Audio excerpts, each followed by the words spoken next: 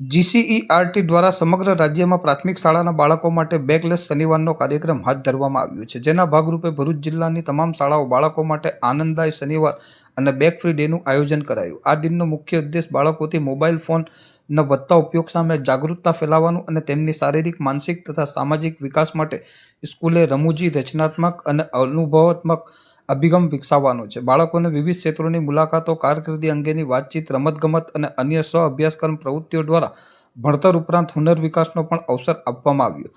આ કાર્યક્રમથી વિદ્યાર્થીઓની શાળાની સાથે જોડાણ વધશે, તેમની શૈક્ષણિક સફર વધુ આનંદદાયી બની રહેશે અને મોબાઈલને બદલે પ્રેક્ટિકલ અનુભવ પર ધ્યાન કેન્દ્રિત કરશે। શાળાના આચાર્ય શ્રી મિલેન્દ્રસિંહ કેશરોલા અને સુપરવાઇઝર શ્રી મિતાબેન રીલાણી દ્વારા માહિતી આપવામાં આવી તથા ગુરુ પૂર્ણિમા નિમિત્તે ગુરુવંદનાની પ્રાર્થના થકી કાર્યક્રમનો શુભારંભ થયો હતો।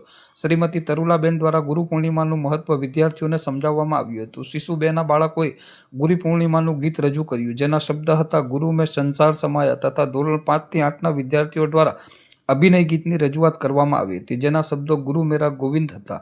ત્યારબાદ ગૌરીવ્રત નિમિત્તે શાળામાં હેરસ્ટાઇલ સ્પર્ધા, આરતી, શણગાર સ્પર્ધા, બુકે સ્પર્ધા, ડ્રાયફ્રૂટ શણગાર સ્પર્ધા, મહેંદી સ્પર્ધા, કાર્ડ મેકિંગ સ્પર્ધા, વિવિધ સ્પર્ધાઓનું આયોજન કરવામાં આવ્યું હતું। આ સ્પર્ધામાં વિદ્યાર્થીઓએ ખૂબ જ ઉત્સાહથી ભાગ લીધો હતો। સમગ્ર કાર્યક્રમ આચાર્યશ્રી અને સુપરવાઇઝરશ્રીના માર્ગદર્શન હેઠળ ઉજવણી કરવામાં આવી હતી। આ શુભ દિને ગુરુજનોને ચરણોમાં વંદન કરી વિદ્યાર્થીઓએ આ દિવસને સાર્થક કર્યો હતો। સમગ્ર કાર્યક્રમનું સંચાલન શ્રીમતી ભાવનાબેન પટેલ દ્વારા કરવામાં આવ્યું હતું। આ સમગ્ર કાર્યક્રમમાં સૌનો અનેરો ઉત્સાહ અને આનંદની લાગણી વર્તાતી જોવા મળી હતી।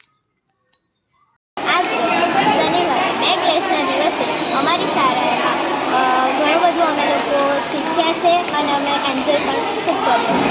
હા, મારી શાળામાં મેં મહેંદી સ્પર્ધામાં ભાગ લીધો હતો। એમાં મને મારા કૌશલ્ય વ્યક્ત કરવાનો સમય મળ્યો હતો, ઘણી મસ્તી કરી અને મજા પણ ખૂબ જ આવી હતી।